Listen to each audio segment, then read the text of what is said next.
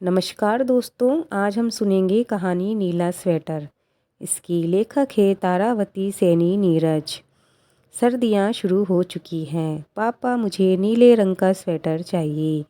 सेतु ने अपना भारी कहे तो उसके खुद के वजन से कई गुना भारी भरकम बस्ता अपनी पीठ पर लादते हुए कहा।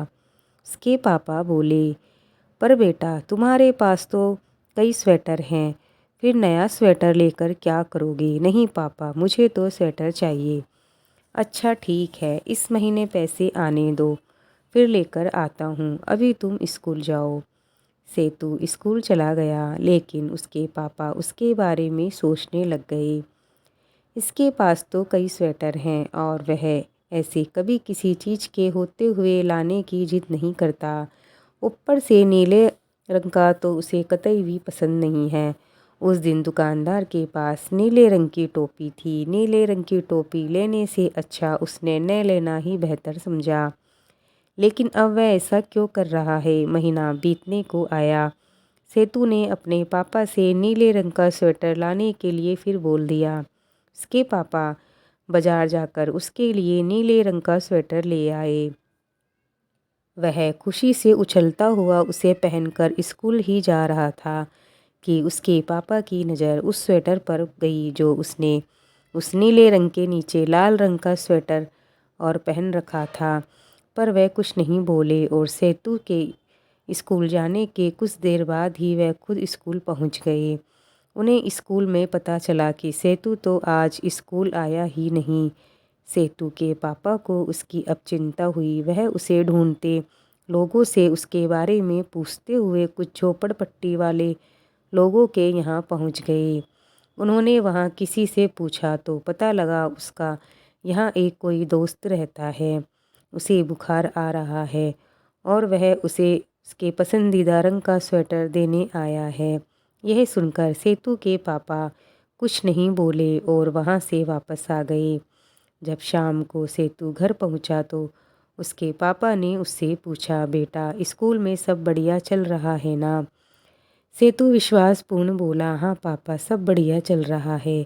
और आज क्या क्या पढ़कर आए हो? सेतु ने उसी विश्वास के साथ विषयों के कुछ पाठों के बारे में बता दिया।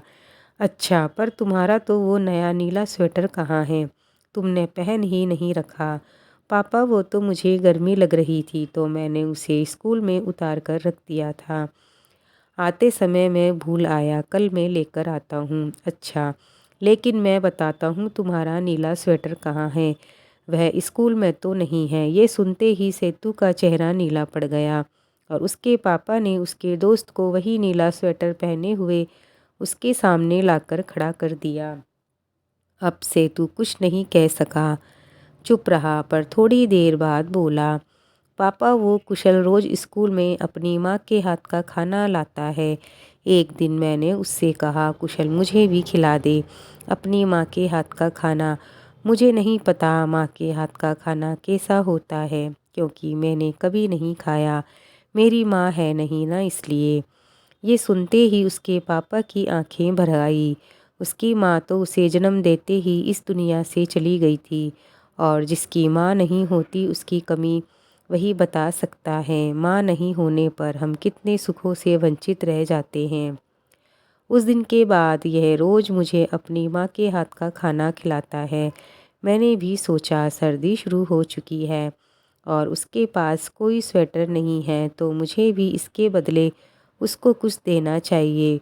तो क्यों नहीं मैं उसे पसंदीदा रंग का स्वेटर दे दूँ। उसके पापा बोले, पर बेटा, यह तो बहुत गलत है। खाना तो कुशल की माँ बनाती है और पसंदीदा स्वेटर तुम अपने दोस्त को दे रहे हो। उन्होंने अपने हाथ में लिए शॉल को आगे बढ़ाते हुए कहा, यह लो बेटा, यह शॉल कुशल की माँ को दे देना। आखिर खाना तो तुम्हारे लिए वही बनाती है। यह देख सेतु की खुशी का ठिकाना नहीं रहा और वह अपने पापा के गले लग गया।